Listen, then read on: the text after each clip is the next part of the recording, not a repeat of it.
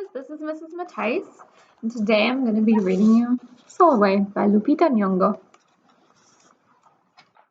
Solway was born the color of midnight. She looked nothing like her family, not even a little, not even at all.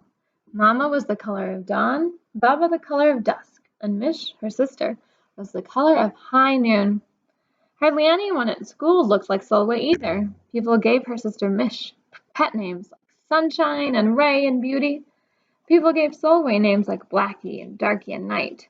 Solway felt hurt every time, so she hid away while her sister made lots of friends.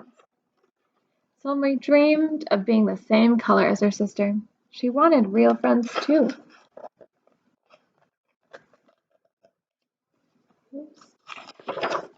So she got the biggest eraser she could find and tried to rub off a layer or two of her darkness. That hurt. She crept into Mama's room and helped herself to her makeup. Oh no, she would hear about this later. She's got makeup all over her and she's trying to erase her darkness. Solway decided to work from the inside out and ate only the lightest, brightest foods. With a stomachache, she went to bed early and turned to God for a miracle. Dear Lord, why do I look like midnight when my mother looks like dawn? Please make me as fair as my parents. I want to be beautiful, not just to pretend. I want to have daylight. I want to have friends. If you hear me, my Lord, and would like to comply, may I wake up as bright as the sun in the sky. Amen. When Mama came in to wake her for school the next morning, Solway rose to find not a trace of daylight in her midnight skin. Solway told Mama everything.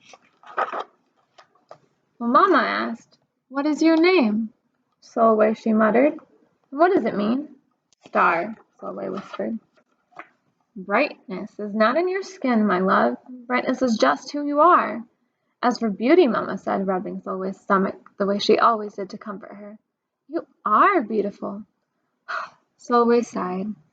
"Well, you are beautiful to me, but you can't rely on what you look like to make you feel beautiful, my sweet.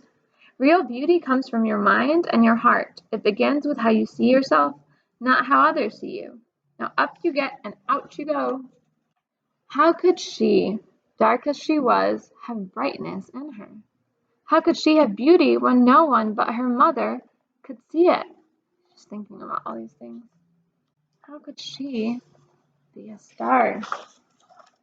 That night, a shooting star appeared at Solway's window. "The night sent me," the star said. "Come with me."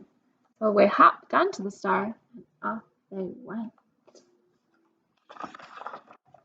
Long ago, at the beginning of time, said the star, there was night and day, and they were sisters. So that's night and day. They loved each other very much, but people didn't treat the sisters the same. People gave day pet names like lovely and nice and pretty. People gave night names like scary and bad and ugly.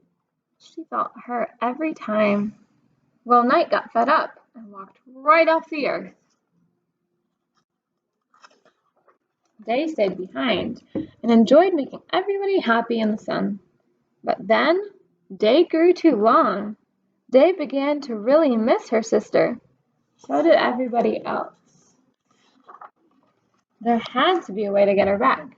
Day set off to find Night, and she did. "I miss you," said Day. "I miss you too," said Night. "But you don't know what it's like to be treated badly for being dark." "You're right, I don't," Day replied. "But what I do know is that we need you just the way you are. Come and see."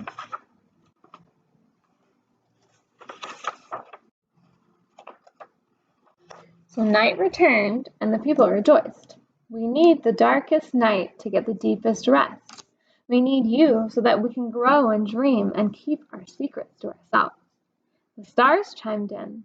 Brightness isn't just for daylight. Light comes in all colors, and some light can only be seen in the dark. While day had a golden glow, with night everything had silver sheen, elegant and fine. Day told her sister, "When you are darkest is when you are most beautiful. It's when you are most you." Could it be that night did not need to change? Not even a little? Not even at all? Now that night and day were back together, a little bit of night returned to day in the form of shadows, and a little bit of day returned to night in the form of moonlight. They were inseparable from that moment on and promised to celebrate the brightness in each other, whether people chose to see it or not. You see they're kind of sharing their gifts with each other, the shadows and the moonlight. You see, the star explained, we need them both, on their sunniest day and their darkest night, and every shade in between. Together they make the world we know, light and dark, strong and beautiful. Solveig rose the next morning, beaming. There would be no hiding anymore. She belonged out in the world, dark and beautiful, bright and strong. And if she ever needed a reminder of her brightness, she could look up at the sky on the darkest night to see for herself.